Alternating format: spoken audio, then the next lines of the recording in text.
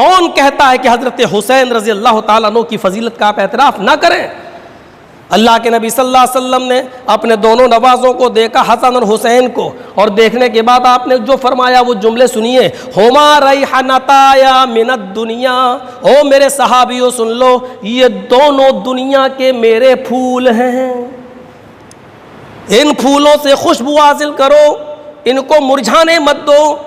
نبی اکرم کا یہ قول خود بتا رہا ہے کہ آپ نے ان کو دنیا کا پھول بتایا، پھولوں سے خوشبو حاصل کی جاتی ہے، یعنی یہ دونوں میرے نواسے دنیا کے لیے خوشبو ہیں اور دنیا کو معطر کرنے والے ہیں۔ جو حادثہ آج ہم جس کو لے کر ہم سینے اور کوڑتے ہیں، پیٹتے ہیں اور گریبان چاک کرتے ہیں، اس کی طرف بھی آپ نے اشارہ کیا تھا۔ حضرت حسن رضی اللہ تعالیٰ عنہ بیٹھے ہوئے ہیں اور نبی اکرم ایسے ہی خطبہ دے رہے ہیں منبر پر کھڑے ہو کر، آپ کی نظر اپنے نواسے حضرت حسن کی طرف گئی تو اللہ کے نبی صلی اللہ علیہ وسلم نے اشارہ کیا، صحابیوں یہ میرا چھوٹا سا نواسہ جو تم دیکھ رہے ہو، حسن حسین تو اور چھوٹے تھے، اس نواسے کی طرف دیکھ رہے ہو، ابنی ھذا سید، یہ میرا بیٹا ہے، نواسے کو اپنا بیٹا کہہ رہے ہیں، ابنی یہ میرا بیٹا ہے، ھذا سید یہ دنیا کا سردار ہے، ھذا سید یہ سردار ہے، اور اس کے بعد جملے فَلَعَلَّ اللَّهَ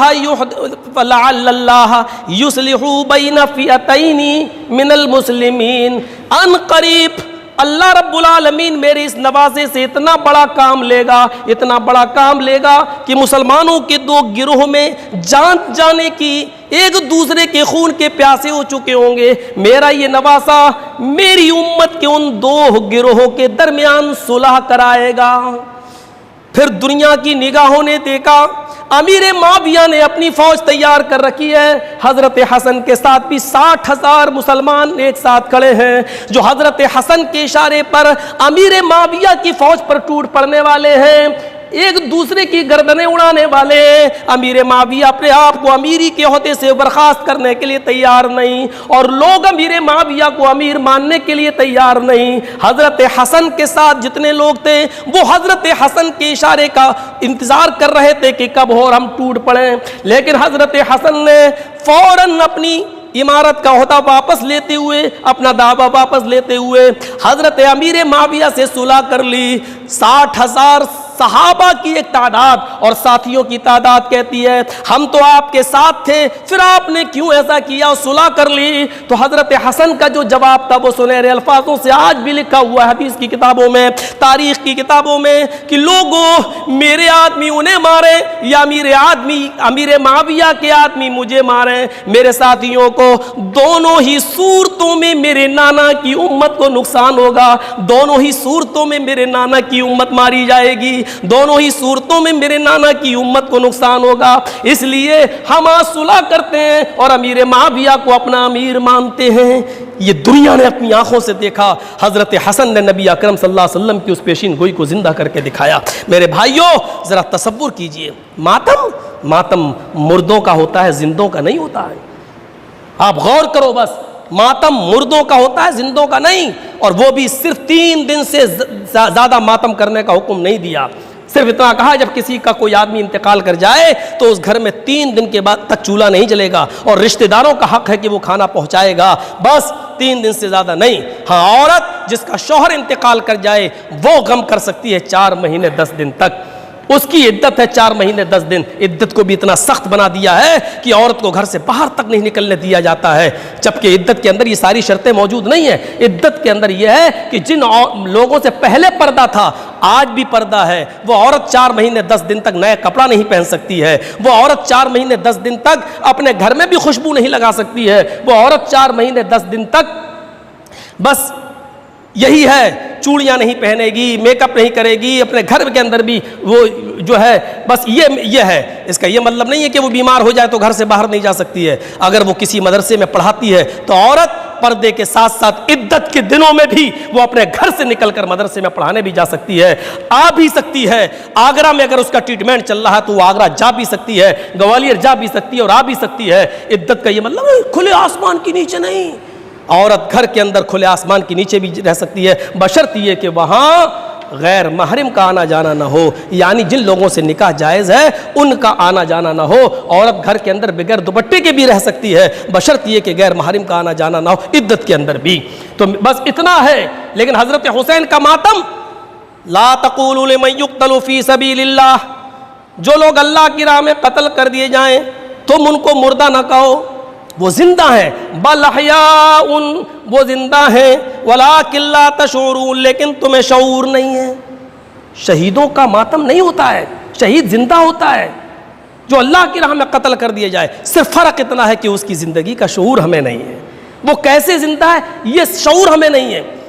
بس ہمیں ایمان لانا ہے کہ شہید زندہ ہے، لیکن اس کی زندگی پر تبصرہ نہیں کرنا ہے۔ حضرت جبرائیل نبی اکرم کے پاس آتے تھے وحی لے کر، نبی کو تو جبرائیل دکھتے تھے لیکن صحابہ کو جبرائیل نہیں دکھتے تھے، لیکن صحابہ کا ایمان تھا کہ جبرائیل آتے ہیں، جبرائیل جاتے ہیں، نبی دیکھتے ہیں، جبرائیل ہیں، ہمیں نہیں دکھتے ہیں۔ ایسی ایمان ہمارا ہونا چاہیے۔ شہید زندہ ہیں، کہاں کیسے یہ ہمیں نہیں معلوم، ہماری نظریں ہماری نگاہوں میں اتنی طاقت نہیں ہے کہ ہم شہیدوں کی زندگی کا تبصرہ کر سکیں اور دیکھ سکیں۔ شہید زندہ ہے، شہید پر زندہ کے قانون لاگو ہوتے ہیں، شاید آپ کو نہیں معلوم۔ بس آخری بات، جب غزوہ بدر کے اندر جو صحابہ شہید ہوئے، غزوہ احد کے اندر جو صحابہ شہید ہوئے، 70 صحابہ، جو 70 صحابہ شہید ہوئے، تو اللہ کے نبی صلی اللہ علیہ وسلم نے ان صحابہ کو دفن کرتے وقت جو حکم دیا تھا وہ حکم ہمیں بتا رہا ہے شہیدوں کی زندگی کیا ہوتی ہے۔ آپ نے فرمایا صحابیوں یہ 70 صحابہ دفن کیے جائیں گے، وَأَمَرَ بِدَفْنِهِمْ فی دمائہم، لوگوں ان صحابیوں کو تم دفن کرو جیسا جس کے جسم پر جو خون لگا ہوا ہے اس کو انہی کے خون میں دفن کرو، دھولا نہیں جائے گا، خون کو دھولا نہیں جائے گا، کپڑے جیسے جن کپڑوں میں خون لگا ہے ان کو دفن کرو، یہ بخاری کی حدیث ہے، ان کو ان کے کپڑوں کے اندر دفن کرو، اسی خون کے اندر دفن کرو۔ صحابہ ایسا ہی کر رہے ہیں۔ پھر اللہ کے نبی حکم دیتے ہیں وَلَمْ يُغَسَّلُوا، ان کو غسل نہیں دیا جائے گا، بغیر غسل دیے ہوئے ان کو دفن کرو۔ صحابہ کرام ابھی دفن کرنے میں کچھ پس و پیش کر رہے ہیں، ایسی کیسے دفن کر دیں، ابھی ان کی نماز جنازہ پڑھی جائے گی، بغیر جنازے کی نماز کے کیسے دفن کر دیں؟ نبی اکرم نے صحابہ کی نظروں کو پہچان لیا تو فرمایا وَلَمْ يُصَلُّوا عَلَيْهِمْ، نماز جنازہ کا انتظار نہ کرو، ان کو بغیر جنازے کے دفن کیا جائے گا، اس لیے کہ نماز جنازہ میت کی ہوتی ہے، مردے کی ہوتی ہے، اور شہید مردہ نہیں ہے، اس لیے ان کی جنازے کی نماز نہیں پڑھی جائے گی، ان کو ایسے ہی دفن کر دو، ایسی انہی کپڑوں میں، انہی خون کی حالت میں، بغیر غسل دیے ہوئے، بغیر نماز جنازہ پڑھے ہوئے ان کو دفن کر دیا گیا۔ میرے بھائیوں یہ حدیث ہمیں بتلا رہی ہے کہ شہید زندہ ہے، لیکن شہیدوں کی زندگی کا علم ہمیں نہیں ہے، وہ اللہ ہی جانتا ہے، وہ اللہ ہی کو اس کا علم ہے، اس لیے جو زندہ ہے اس کا ماتم نہیں کیا جاتا۔ خود اللہ کے نبی فرماتے ہیں قیامت کے دن اگر اللہ رب العالمین مجھے اجازت دے گا تو میں اتنا بولوں گا اور میری تمنا یہ ہوگی کہ میں میدان جنگ میں لڑوں، لڑ کر شہید کر دیا جاؤں، پھر اللہ مجھ سے پوچھے میں پھر دنیا میں جانے کی تمنا کروں، میں دوبارہ لڑوں اور لڑ کر پھر شہید کر دیا جاؤں، پھر اللہ مجھ سے پوچھے میں پھر جنت میں جانے کے بجائے پھر دنیا میں آنے کی کوشش کروں گا اور تمنا کروں گا کہ اللہ مجھے دنیا میں دوبارہ بھیج تاکہ میں پھر جنگ کروں، لڑوں، جہاد کروں اور شہید ہو جاؤں۔ کیوں؟ کیونکہ شہادت کا جو مقام اور درجہ جنت کے اندر ہے وہ جب شہید اپنی آنکھوں سے دیکھے گا تو بار بار دنیا میں آنے کی تمنا کرے گا۔ اس مہینے میں زیادہ سے زیادہ صرف اتنا کہا جا سکتا ہے کہ روزوں کی فضیلت ہے۔ محرم کے مہینے کے 2 روزے، نبی اکرم صلی اللہ علیہ وسلم کے زمانے میں صرف 1 روزہ رکھا جاتا تھا، اور اللہ کے رسول جب ہجرت کر کے مکہ سے مدینہ گئے تو آپ نے اہل مدینہ کو عاشورہ کا 10 تاریخ کا روزہ رکھتے ہوئے دیکھا تو آپ نے پوچھا کہ یہ کس خوشی میں تم روزہ رکھتے ہو؟ انہوں نے کہا کہ آج کے دن اللہ تبارک و تعالیٰ نے حضرت موسیٰ کو فرعون کے ظلم سے نجات دی تھی۔ تو نبی اکرم صلی اللہ علیہ وسلم نے جواب میں یہ کہا تھا کہ موسیٰ کے حق دار ہم زیادہ ہیں تم سے، لہذا ہم بھی روزہ رکھیں گے۔ تو آپ نے بھی 10 تاریخ کا روزہ رکھا، لیکن جس سال آپ نے 10 تاریخ کا روزہ رکھا اسی وقت آپ کو ایک احساس ہوا، وہ یہ ہوا کہ یہودی بھی 10 تاریخ کا روزہ رکھتے ہیں اور ہم بھی 10 تاریخ کا روزہ رکھ رہے ہیں، تو یہ مشابہت ہو رہی ہے ہماری یہودیوں کے ساتھ۔ تو اللہ کے نبی صلی اللہ علیہ وسلم نے اسی سال یہ فرمایا تھا۔ ابو قتادہ رضی اللہ تعالیٰ عنہ اس حدیث کے راوی ہیں، مسلم شریف کے الفاظ ہیں کہ نبی اکرم صلی اللہ علیہ وسلم نے یہ فرمایا تھا کہ لئن، اگر میں بقیت باقی رہا، یہ مسلم شریف کی حدیث کے الفاظ ہیں، لئن بقیت الی قابل لأصومن التاسع، اگر میں آئندہ سال زندہ رہا، اگر 1 سال کی زندگی اللہ تعالیٰ نے مجھے اور دی اور آنے والے سال اگر ہم نے محرم کا مہینہ دیکھا تو ہم لأصومن التاسع، تو 9 تاریخ کا روزہ بھی میں رکھوں گا، یعنی 2 روزے کر لوں گا، ایک 9، 10 کا تو ہے ہی، تو 9 اور 10۔ پھر آپ کا ایک حکم اور بھی یہ ہے کہ لوگوں یہودیوں کی مخالفت کرو، وہ 1 روزہ رکھتے ہیں، تم 2 روزے رکھو، ایک دن یا تو آگے روزہ رکھو یا ایک دن پیچھے، یعنی یا تو 9، 10 یا 10 اور 11۔ اس حساب سے ہمارے ہاں آج محرم کی 8 تاریخ ہے، تو کل پہلا روزہ اور پرسوں یعنی اتوار کو دوسرا روزہ، یا اتوار کو ہم پہلا روزہ رکھ لیں اور سوموار کو دوسرا روزہ، اتوار کا روزہ عاشورہ کا روزہ وہ ہمیں رکھنا ہے۔ اس روزے کی اہمیت و فضیلت کا اندازہ آپ صرف اس بات سے لگا سکتے ہیں کہ نبی اکرم صلی اللہ علیہ وسلم نے فرمایا کہ افضل الصیام بعد رمضان شہر اللہ المحرم، یہ بخاری شریف کی حدیث کے الفاظ ہیں کہ رمضان کے روزے کے بعد اللہ کی نظر میں، اللہ کے نزدیک سب سے زیادہ اہمیت اگر کسی روزے کی ہے تو شہر اللہ المحرم، وہ اللہ کے اس مہینے محرم کی روزے کی ہے۔ دیکھیے 12 مہینے اللہ کے ہیں، محرم، صفر، ربیع الاول، ربیع الثانی، جمادی الاول، جمادی الاخر، یہ سب اللہ کے مہینے ہیں، 12 مہینے اللہ کے ہیں، لیکن اللہ کے رسول نے یہاں کیا کہا؟ شہر اللہ المحرم، اللہ کا مہینہ محرم۔ صرف محرم ہی کو اللہ کا مہینہ کیوں کہا جبکہ 12 مہینے اللہ کے ہیں؟ صرف محرم کے مہینے کی اہمیت اور محرم کے مہینے کی فضیلت کو بتانے کے لیے کہ رمضان کے مہینے کے بعد اگر سب سے زیادہ کسی روزے کی اہمیت و فضیلت ہے اللہ کی نظر میں تو وہ محرم کے روزے کی۔ بعض روایتیں یہاں تک بتاتی ہیں کہ جب رمضان کے روزے فرض نہیں ہوئے تھے تو یہ روزے فرض تھے جناب محمد رسول اللہ پر، اور آپ ان روزوں کو رکھا کرتے تھے، لیکن جب اللہ تعالیٰ نے رمضان کے روزے فرض کر دیے تو اللہ کے رسول صلی اللہ علیہ وسلم نے اس کی فرضیت کو ختم کر دیا اور صرف نفل یا استحباب کو باقی رکھا۔ ہمیں سوچنا چاہیے، اور اس زندگی کو آپ دیکھ رہے ہیں، یہ زندگی کتنی آسانی کے ساتھ آپ گزر رہی ہے۔ آپ بیٹھے ہیں، سوشل میڈیا سے نہیں جڑے ہیں، آپ کو پتہ نہیں ہے ان 3-4 مہینے میں کتنے بڑے بڑے عالم اس دنیا سے چلے گئے۔ اس کورونا کے عذاب کے اندر کتنے بڑے بڑے عالم، اعظم گڑھ کے وہ ایک عالم آپ نے سنا ہے 14 سال کی عمر میں وہ اسلام لائے، جن کا پہلے نام باقی رام تھا۔ آپ تعجب کریں گے، جن کا پہلا نام باقی رام تھا، 14 سال کی عمر میں وہ اسلام لائے۔ اسلام لانے کے بعد انہوں نے مکتب میں پڑھنا شروع کیا 14 سال کے بعد۔ اس کے بعد پھر وہ عمر آباد پڑھنے کے لیے گئے، عمر آباد پڑھنے کے بعد وہاں سے عالم اور فاضل بن کر نکلے، ان کے نمبر اچھے آئے، پھر وہ مدینہ یونیورسٹی میں پڑھے، وہاں نمبر اچھے آئے، پھر وہ مصر میں جامع ازہر گئے، وہاں سے پی ایچ ڈی کر کے آئے، تو ان کو پھر مدینہ یونیورسٹی کے اندر ان کو پروفیسر بنا دیا گیا، پھر ان کو مسجد نبوی کا متولی بنا دیا گیا، جنہوں نے 50 نہیں سینکڑوں کتابیں لکھ ڈالیں، سینکڑوں کتابیں، اور ابھی 15-20 دن پہلے، 1 مہینہ پہلے ان کا انتقال ہوا اور ان کو مسجد نبوی کے بغل میں جنت البقیع میں دفن کر دیا گیا۔ 14 سال کی عمر میں جو اسلام لائے ہوں، ماں کے رام سے وہ جو ہے ایک اسلامی نام انہوں نے قبول کیا ہو، آپ تعجب کریں آپ، اور اس کے بعد میں عمر آباد سے پھر مدینہ یونیورسٹی اور جامع ازہر مصر، اور مصر کے بعد پھر مدینہ پروفیسر بنے ہوں اور پڑھا رہے ہوں مدینہ میں، اور مسجد نبوی کا متولی، کیا قسمت ہے ان کی، اس دنیا سے چلے گئے۔ ابھی 1 ہفتہ پہلے ہمارے جھنڈا نگر کے استاذ جہاں سے ہم لوگ پڑھ کے نکلے ہیں، مولانا عبد المنان صاحب اس دنیا سے رخصت ہو گئے۔ کیا عمر تھی ان کی، ہنستے خستے صرف ہلکی سی کھانسی بخار آیا، ہاسپٹل میں گئے اور کہہ دیا گیا کہ ان کا انتقال ہو گیا نیپال کے اندر، ابھی ان کی عمر 61 سال، چلتے پھرتے چلے گئے، زندگی میں کچھ نہیں۔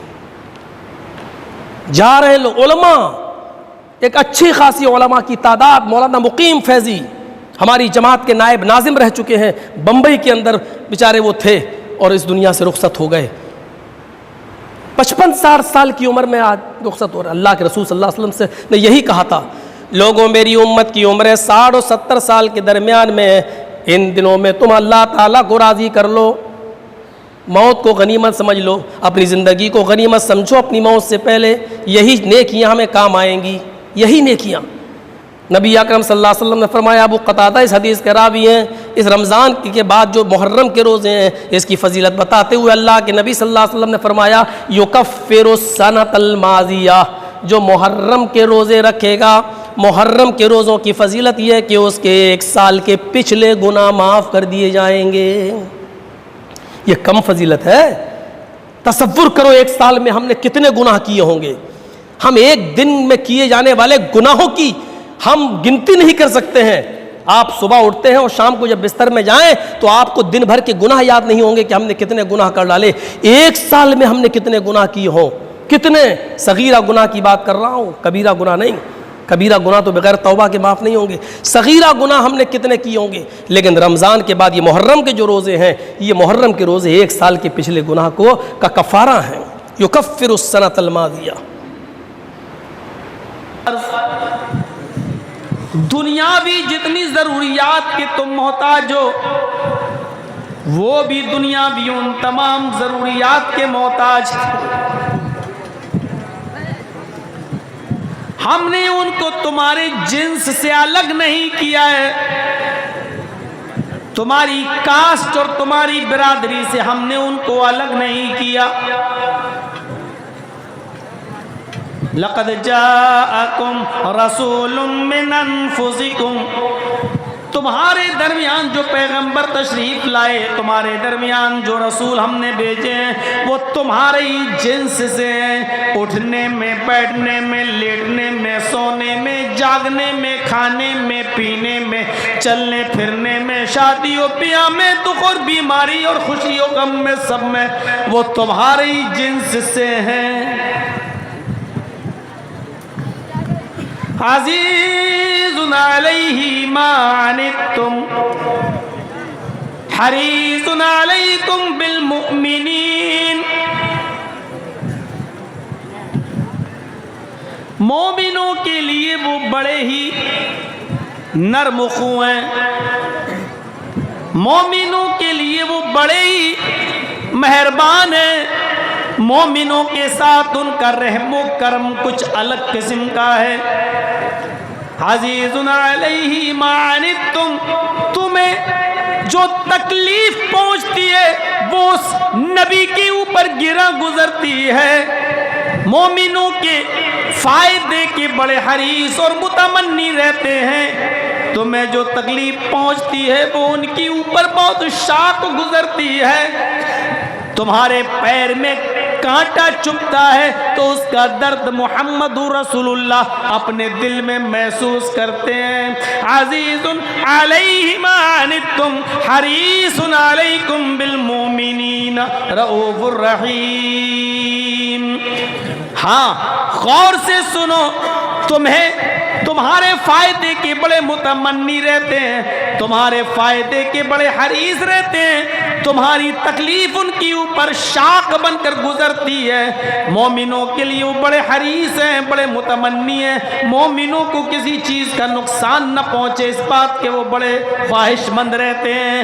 قرآن کریم نے ایک نقشہ کھینچ دیا ہے محمد رسول اللہ صلی اللہ علیہ وسلم کے بارے میں، عزیز علیہ ما عنتم حریص علیکم بالمؤمنین رؤوف الرحیم۔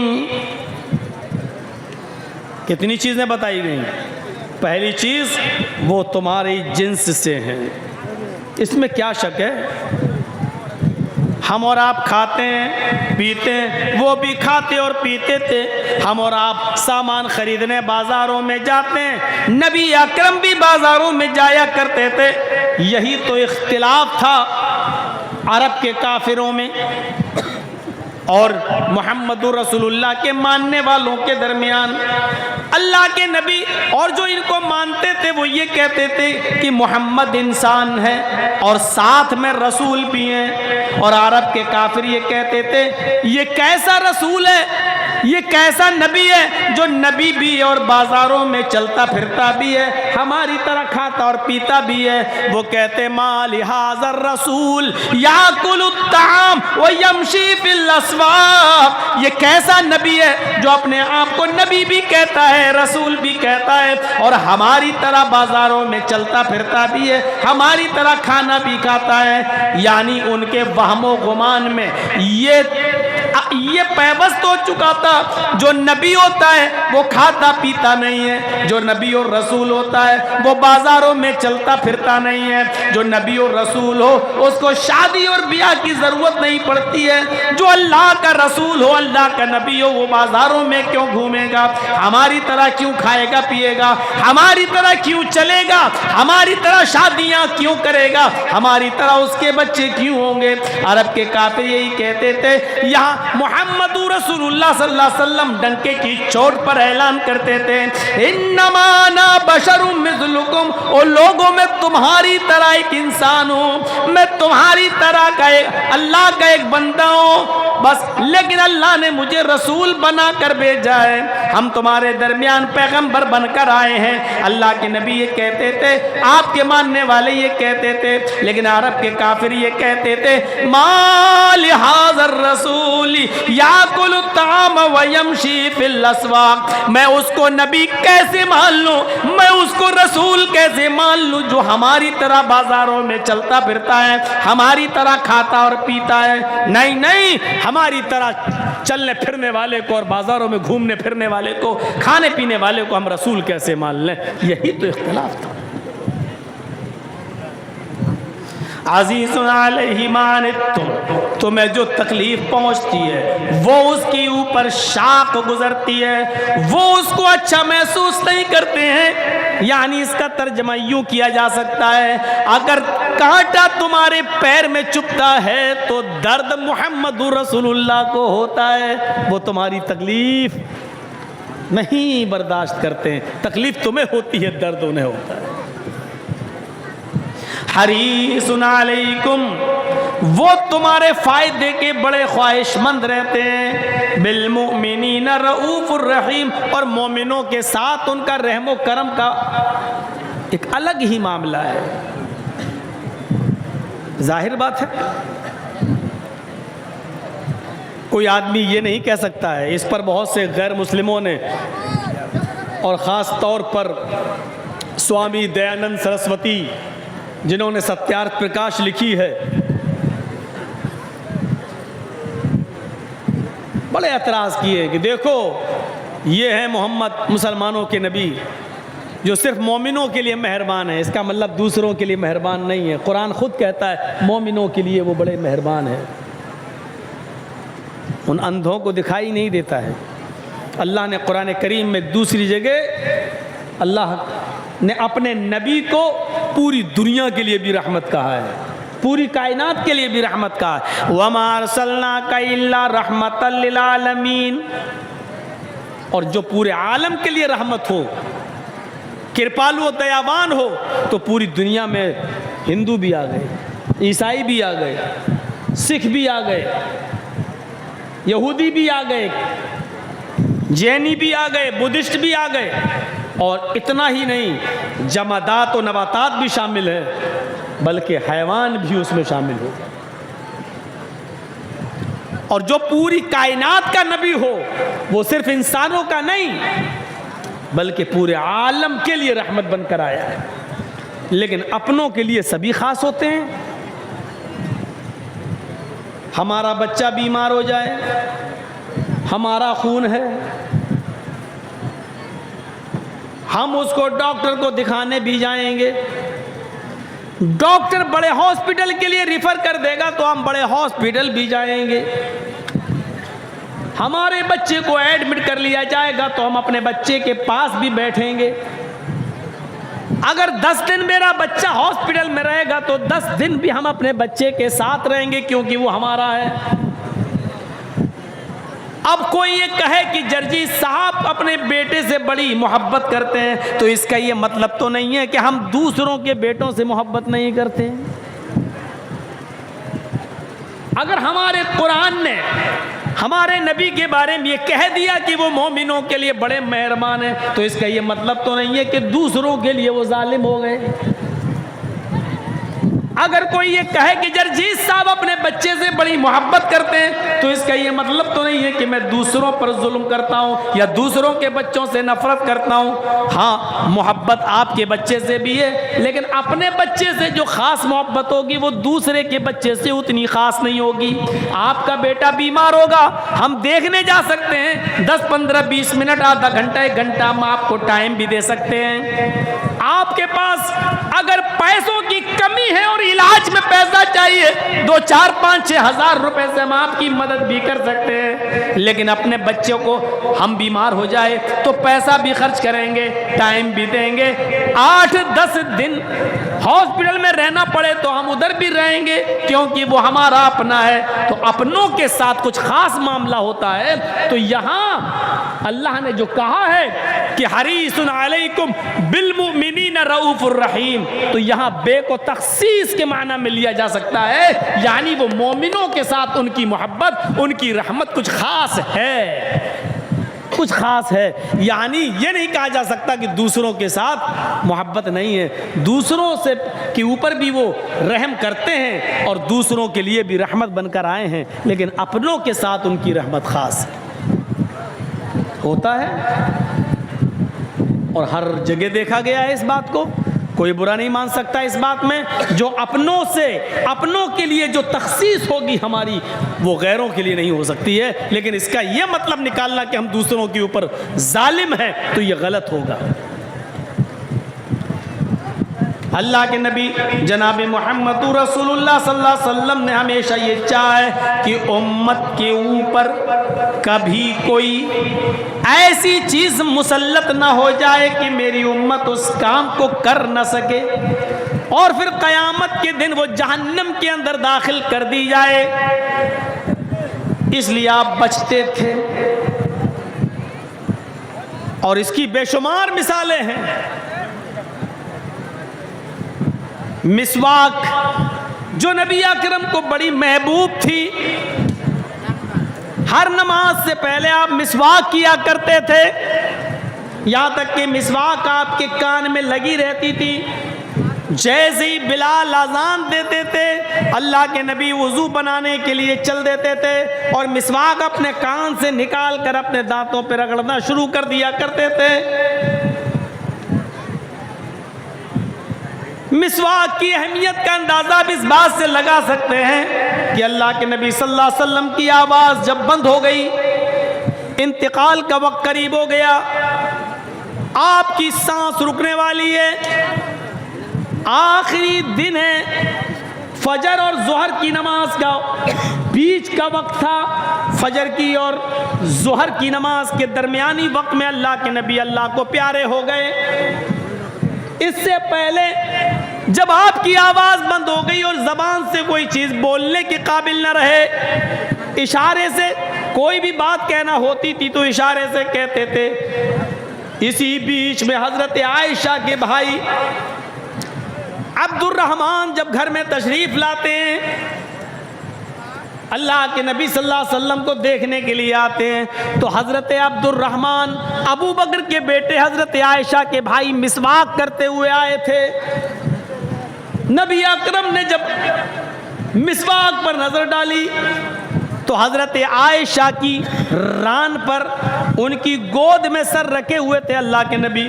तो आपने इशारा किया, आयशा से इशारा किया, यानी ये जो मिसवाक कर रहे हैं ये मुझे चाहिए,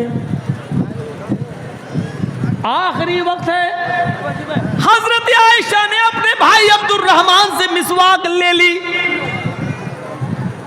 اور وہ مسواک اللہ کے نبی کو دے دی.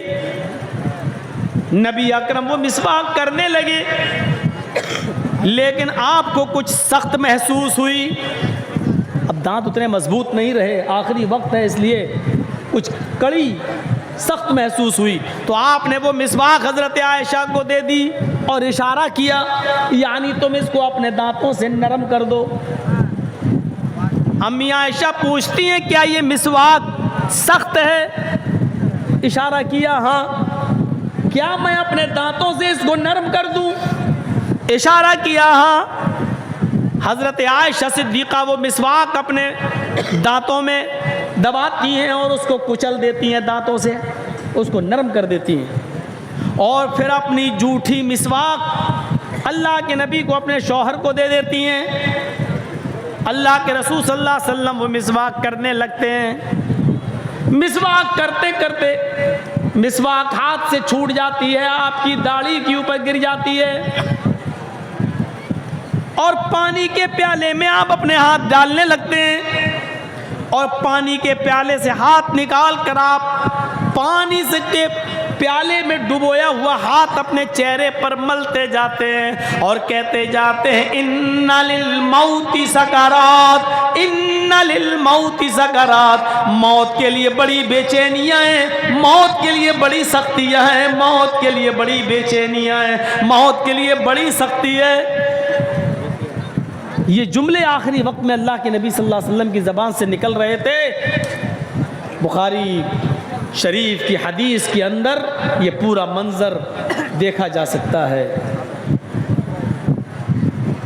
ان للموت سکرات، موت کے لیے بڑی بے چینی ہے، موت کے لیے بڑی سختی ہے. اس واقعے کو بتانے کا مقصد صرف یہ ہے کہ آخری وقت ہے اور مسواک اللہ کے نبی کر رہے ہیں.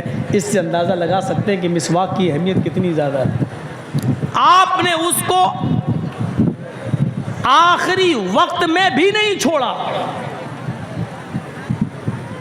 لیکن اتنی اہمیت والی چیز کو اللہ کے نبی صلی اللہ علیہ وسلم نے کبھی فرض کا درجہ نہیں دیا.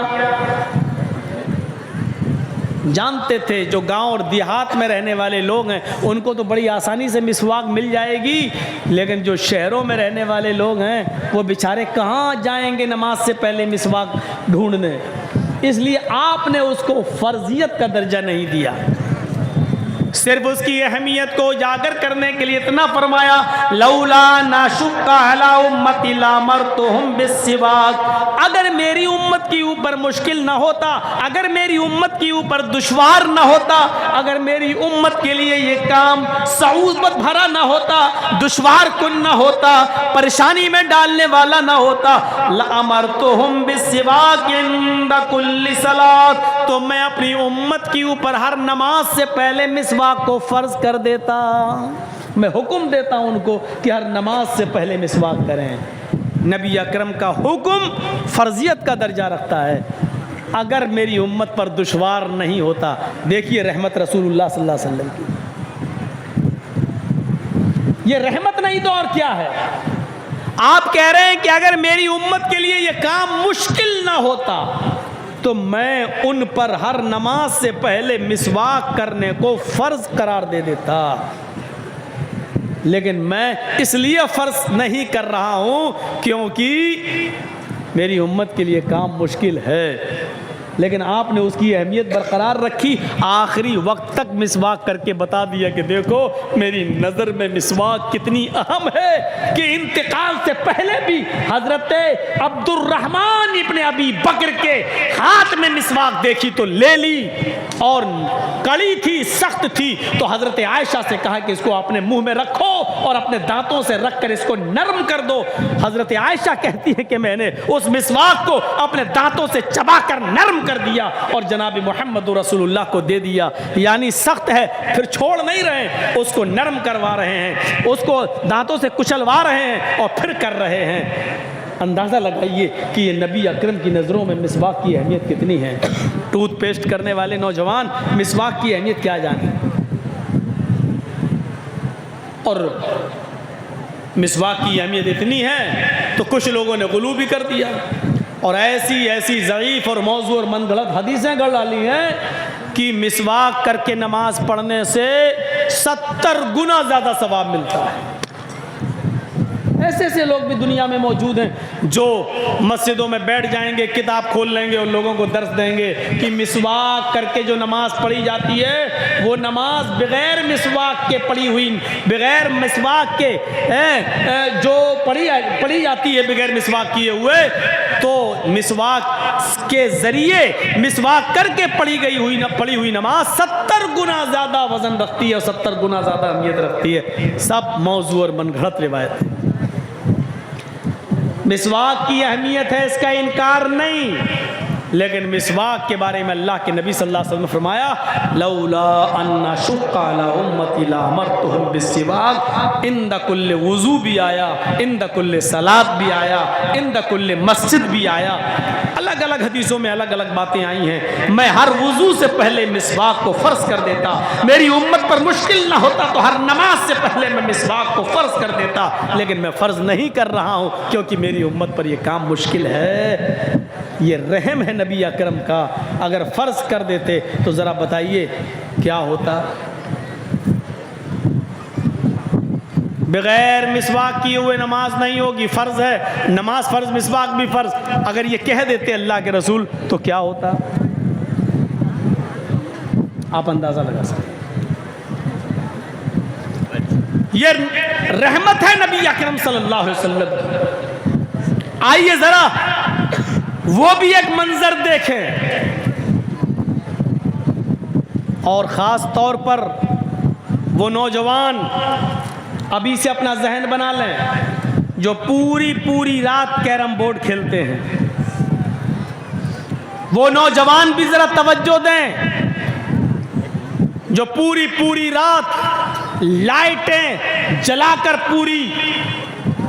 پورے میدان میں اور کرکٹ میچ کھیلتے ہیں، یا انٹرنیشنل لیول پر ہونے والے میچ کو پوری رات جاگ کر ٹیلی ویژن پر یا موبائل پر میچ دیکھ کر پوری رات خراب کرتے ہیں، وہ لوگ بھی ذرا نظر ڈالیں۔ حضرت عائشہ صدیقہ فرماتی ہیں کہ 3 صحابیوں کا ایک وفد اللہ کے نبی صلی اللہ علیہ وسلم سے ملنے آیا، لیکن نبی اکرم صلی اللہ علیہ وسلم گھر پہ موجود نہیں تھے۔ جاء 3 رہط، 3 صحابیوں پر مشتمل ایک جماعت نبی اکرم صلی اللہ علیہ وسلم کی بعض بیویوں سے ملاقات کرتی ہے۔ الى بعض بیوت النبی، یہ آیا بعض ازواج النبی، نبی صلی اللہ علیہ وسلم کی بعض بیویوں سے ملاقات کرنے کے لیے نبی نہیں ملے تو اللہ کے رسول کی کچھ بیویوں سے انہوں نے ملاقات کی اور پوچھا اللہ کے رسول کتنی نماز پڑھتے ہیں، کتنے روزے رکھتے ہیں، کتنا سوتے ہیں، رات میں کتنا اٹھتے ہیں، پوری عبادت کا حال معلوم کرنے کے لیے نبی کی بعض بیویوں سے ملاقات کرتا ہے۔ 3 صحابیوں کا ایک وفد، اور بیویوں سے ملاقات کرنے کے بعد جب یہ وفد باہر آیا، یہ تینوں صحابہ باہر آئے تو کہنے لگے کہاں اللہ کے رسول اور کہاں ہم، کہاں ہماری عبادتیں اور کہاں نبی۔ اللہ کے نبی اگر عبادت نہ بھی کریں تو چلے گا کیونکہ وہ تو جنتی ہیں، ہم کو تو اللہ کے نبی صلی اللہ علیہ وسلم سے زیادہ عبادت کرنا چاہیے۔ اللہ کے نبی صلی اللہ علیہ وسلم کی بیویوں نے نبی کی عبادت کرنے کا جو حال بتایا ہے وہ نبی کے لیے ٹھیک ہے، ہمیں نبی اکرم سے زیادہ کرنا ہے کیونکہ نبی تو بخشے بخشائے ہیں، نبی تو جنتی ہیں، ہمیں جنت میں جانے والے اعمال کرنا ہے۔ ایسا ہے ان تینوں میں سے ایک صحابی نے کیا کہا، نقشہ دیکھیے. ایک نے کہا ہم آج کے بعد رات بھر نماز پڑھیں گے اور کبھی سوئیں گے نہیں، ہر رات جاگیں گے اور پوری رات ہم اللہ کی عبادت میں لگے رہیں گے، ہم اللہ کی عبادت کریں گے. عشاء کی نماز کے بعد ہم مصلی پہ کھڑے ہو جائیں گے، نفل پہ نفل پڑھتے چلے جائیں گے. آج کے بعد ہم کبھی سوئیں گے نہیں، رات بھر ہم نمازوں میں گزار دیں گے. تین صحابیوں میں سے ایک صحابی نے یہ کہا کہ میں رات بھر نماز پڑھوں گا اور کبھی سویا نہیں کروں گا رات میں. دوسرے صحابی نے کیا کہا، رات تو تم نے لے لی، رات بھر تم عبادت کرو گے کبھی نہیں سو گے، میں ہمیشہ روزہ رکھا کروں گا اور کبھی چھوڑوں گا نہیں، یعنی میں پورے دن سال کے 12 مہینے میں روزے رکھوں گا اور کبھی چھوڑوں گا نہیں، ہمیشہ میں روزہ رکھوں گا جب تک مجھے زندگی ہے اور میری جان میں جان ہے، میں روزے کو ترک نہیں کروں گا، میں ہمیشہ روزہ رکھوں گا کبھی نہیں چھوڑوں گا. اب تیسرا بچا. تیسرے نے کہا تم رات بھر نماز پڑھو گے، تم دن بھر روزہ رکھو گے، تو اب میں کیا کروں، دن تو تم نے لے لی، رات تم نے لے لی، میں بھی تو عبادت کرنا چاہتا ہوں. تو تیسرے نے بڑا عجیب ایک عبادت کا ایک تیسرا طریقہ ہے. اس نے کہا انا اعتزل النساء فلا تزوج، میں رات میں نماز پڑھوں گا اور دن میں روزہ بھی رکھوں گا، دن میں روزے رکھوں گا اور رات میں نماز پڑھوں گا، اور بیوی سے الگ تھلگ ہو جاؤں گا، بیوی کے قریب ہی نہیں جاؤں گا، یا میں نکاح نہیں کروں گا، میں شادی نہیں کروں گا، شادی کروں گا تو بیوی کے قریب جانا پڑے گا، بیوی کے قریب جائیں گے تو بچے ہوں گے، بچے ہوں گے تو پھر بچوں کے لیے کماؤ اور ان کے لیے محنت کرو، مزدوری کرو، ان کو پال پوس کے بڑا کرو، تو عبادت کا ٹائم ہمیں بیوی بچوں کی پرورش میں گزارنا پڑے. تو انا اعتزل النساء فلا اتزوج، میں نکاح ہی نہیں کروں گا، یا میں شادی نہیں کروں گا، یا میں بیوی سے الگ تھلگ ہو جاؤں گا، رات بھر نماز پڑھوں گا اور دن بھر عبادت کروں گا، روزے رکھوں گا. یہ تیسرے نے اپنا طریقہ بتایا. تو تین صحابی تین جگہ بٹ گئے. ایک نے کہا میں رات بھر نماز پڑھوں گا، دوسرے نے کہا میں دن میں روزہ رکھوں گا کبھی چھوڑوں گا نہیں، تیسرے نے کہا میں رات میں نماز بھی پڑھوں گا اور دن میں روزہ بھی رکھوں گا اور بیوی کے قریب نہیں جاؤں گا. تین لوگوں نے تین قسم کی باتیں کہیں.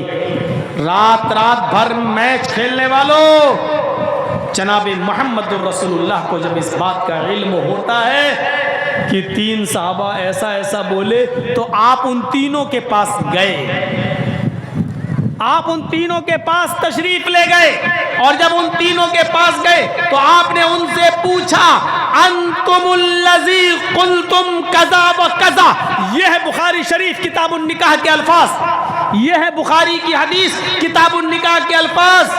سمعت انتم الذی قلتم کذا و کذا، میں نے سنا ہے، کیا تم ہی وہ لوگ ہو جو ایسا ایسا کہہ رہے تھے؟ کیا تم ہی وہ لوگ ہو جو یہ کہہ رہے تھے کہ میں رات بھر نماز پڑھوں گا؟ کیا تم ہی میں سے وہ شخص موجود ہے جو کہہ رہا تھا میں دن بھر روزہ رکھوں گا؟ کیا تم ہی میں سے کوئی شخص ایسا ہے جو یہ کہہ رہا تھا کہ میں بیوی اور بچوں کے قریب نہیں جاؤں گا، رات میں نماز بھی پڑھوں گا اور دن میں روزہ بھی رکھوں گا؟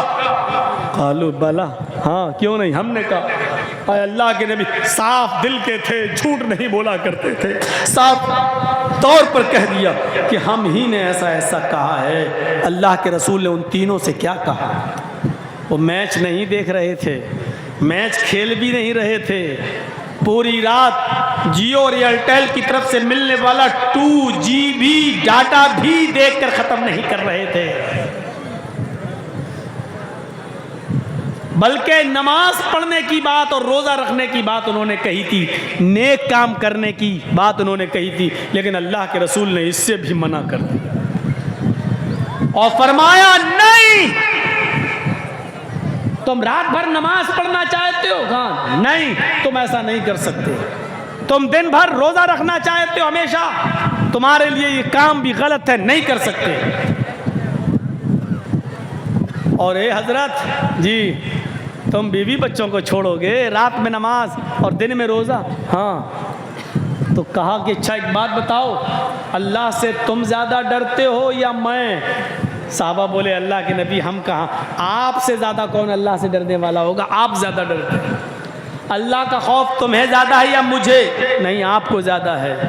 تقویٰ تمہارے اندر زیادہ ہے یا میرے اندر؟ نہیں، آپ ہی کے اندر ہے۔ تو کہا جب میں تم میں سب سے زیادہ اللہ کا خوف کھانے والا، اللہ سے ڈرنے والا اور اللہ کا تقویٰ اپنے دل میں پیدا کرنے والا ہوں، تو میرا تو یہ حال ہے کہ میں رات کے آخری حصے میں اٹھتا ہوں، 2 حصے میں سوتا ہوں۔ عشاء کی نماز کے بعد فجر تک ہم رات کے 3 حصے کر لیتے ہیں، 2 حصہ میں سوتا ہوں اور آخری حصے میں میں اٹھتا ہوں، میں نماز بھی پڑھتا ہوں، اور کبھی کبھی میں ایک ایک کر کے ساری بیویوں کے پاس بھی جاتا ہوں، میں بیویوں سے ملتا بھی ہوں، ان کے حقوق بھی ادا کرتا ہوں، میں رات میں سوتا ہوں، آنکھ کا حق بھی ادا کرتا ہوں۔ 2/3 رات گزر جانے کے بعد آخری حصے میں رات کے اٹھتا ہوں تو میں اللہ کی عبادت بھی کرتا ہوں۔ میں رات میں اٹھتا ہوں، اپنی بیویوں کے پاس بھی جاتا ہوں، ان کے حقوق بھی ادا کرتا ہوں۔ میں مہینے میں کچھ دن نفلی روزے بھی رکھتا ہوں اور چھوڑتا بھی ہوں۔ میرے پاس بیوی ہے، میں بیوی کے پاس بھی جاتا ہوں، میں دن میں روزہ رکھتا بھی ہوں اور چھوڑتا بھی ہوں، میں رات میں سوتا بھی ہوں، اور 2/3 رات گزر جانے کے بعد رات میں اٹھ کر میں اللہ کی عبادت بھی کرتا ہوں۔ یہی میرا طریقہ ہے، یعنی تمہیں بھی ایسا ہی کرنا ہے۔ پوری رات نماز میں گزار رہے ہو، غلط ہے۔ ہمیشہ روزہ رکھو گے، کبھی نہیں چھوڑو گے، یہ بھی غلط ہے۔ اور بیوی بچوں کو چھوڑ کر نماز اور روزے میں پڑے رہو تو یہ بھی غلط ہے۔ فرمایا جو میں کر رہا ہوں وہی میری سنت ہے، فمن رغب عن سنتی فلیس منی۔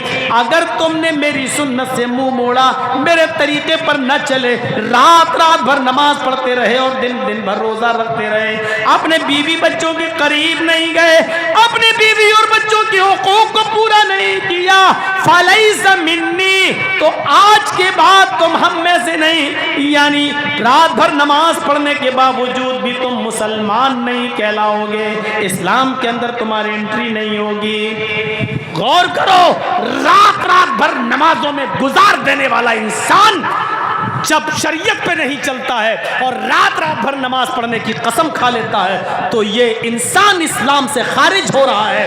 رات بھر میچ دیکھنے والے، رات بھر کیرم بورڈ کھیلنے والوں، تمہیں پوری رات کیرم بورڈ اور میچ کھیلنے میں گزارنے کی پرمیشن کہاں سے مل گئی؟ ہمارے نبی نے پوری رات نماز پڑھنے کی اجازت نہیں دی ہے، ہمارے نبی نے ہمیشہ ہر دن روزہ رکھنے کی اجازت نہیں دی ہے۔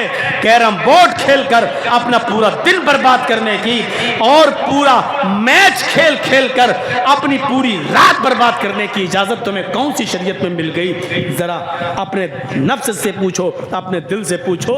حساب و کتاب کا دن تو ایک متعین ہے، یوم الحساب، وہ تو ہونا ہی ہونا ہے۔ کبھی اپنے نفس، اپنے ضمیر، اپنے گریبانوں کا بٹن کھول کر، اپنے گریبانوں میں جھانک کر اپنے دل سے اپنا حساب لو، اپنا بھی محاسبہ کرو، احتساب نفس کرو کہ تمہیں کس نے اجازت دے دی پوری رات موبائل میں لگے رہنا، اور پوری رات جب تک یہ 2GB 4GB 5 ہم آپ استعمال نہیں کر لیں گے ہم سوئیں گے نہیں، اور ہر رات اس کو معمول بنا لینا، یہ اجازت کس نے دی؟ شریعت۔ یہ نبی اکرم کی رحمت ہے۔ اگر آپ کہتے کہ نہیں تم بہت اچھا کر رہے ہو، رات بھر نماز پڑھو گے، ٹھیک ہے، تم ہمیشہ روزہ رکھو گے، بڑا اچھا کام ہے، آپ کی رحمت کو یہ گوارا نہیں ہوا۔ ایک آدمی جب رات بھر نماز ہی پڑھتا رہے گا تو دن میں پھر وہ محنت نہیں کر پائے گا، مزدوری نہیں کر پائے گا، رزق حلال نہیں کما پائے گا، پھر وہ اپنے بیوی اور بچوں کو کیا کھلائے گا؟ اس لیے فرمایا کہ رات کا کچھ حصہ سویا بھی کرو اور آخری حصے میں اٹھ کر اللہ کی عبادت بھی کر لیا کرو۔ آپ نے ہمیشہ دن میں روزہ رکھنے کو منع کر دیا۔ جب تم دن بھر روزہ ہی رکھتے رہو گے اور ہمیشہ رکھو گے تو نحیف اور کمزور ہو جاؤ گے۔ گے, تمہاری تندرست صحت خراب ہو جائے گی. جب صحت خراب ہو جائے گی تو تم اپنی بیوی اور بچوں کے لیے محنت نہیں کر سکتے ہو, جلدی قبر کے دہانے پر پہنچ جاؤ گے, پھر تمہاری بیوی اور بچوں کی ذمہ داری کس کی اوپر عائد ہوگی؟ رحمت للعالمین کی رحمت جوش میں آتی ہے, اور آپ نے دن بھر روزہ رکھنے سے منع کر دیا ہے, آپ نے پوری رات عبادت کرنے سے منع کر دیا ہے. آپ نے فرمایا کہ رات کا کچھ حصہ سویا بھی کرو, اور 2/3 گزر جانے کے بعد آپ اٹھ کر اللہ کی عبادت میں لگ جایا کرو. پھر آپ نے فرمایا کہ مہینے میں 3 روزے رکھ لیا کرو نفلی, اللہ کے یہاں 1 نیکی 10 نیکی کے برابر ہوتی ہے. اگر تم نے 3 روزے رکھ لیے مہینے میں تو تمہیں 30 روزوں کا ثواب ملے گا. ہر مہینے 3 روزے رکھ لو تو گویا کہ تم نے پورے مہینے روزے رکھ لیے ہیں. آپ نے پورے مہینے روزے رکھنے سے منع کر دیا, صرف مہینے میں 3 روزے رکھنے کی پرمیشن بھی دے دی تاکہ تمہیں ثواب بھی ملتا رہے, روزہ بھی رکھتے رہو اور اپنی بیوی اور بچوں کے حقوق بھی ادا کرتے رہو, اور محنت و مزدوری کر کے کما کر لاؤ اور اپنی بیوی اور بچوں کو کھلا اور پلا بھی سکو. یہ رحمت للعالمین کی رحمت ہے. عزیز علیہ ما عنتم حریص علیکم بالمؤمنین رؤوف الرحیم. وہ مومنوں کے لیے کچھ خاص مہربان ہے, یہ ہے اس کی رحمت. آئیے, اللہ کے رسول صلی اللہ علیہ وسلم نے رمضان کے مہینے میں 3 راتوں میں آپ نے تراویح کی نماز جماعت کے ساتھ پڑھائی, جس کو ہم تہجد بھی کہہ سکتے ہیں اور تراویح بھی. پہلی رات پڑھائی, کافی لوگوں نے پڑھی. دوسری رات پڑھائی, پہلے سے زیادہ لوگ مسجد میں آئے. تیسری رات میں پڑھائی تو مسجد خچا خچ بھر گئی. چوتھی رات اللہ کے رسول نہیں آئے بلکہ اپنے حجرے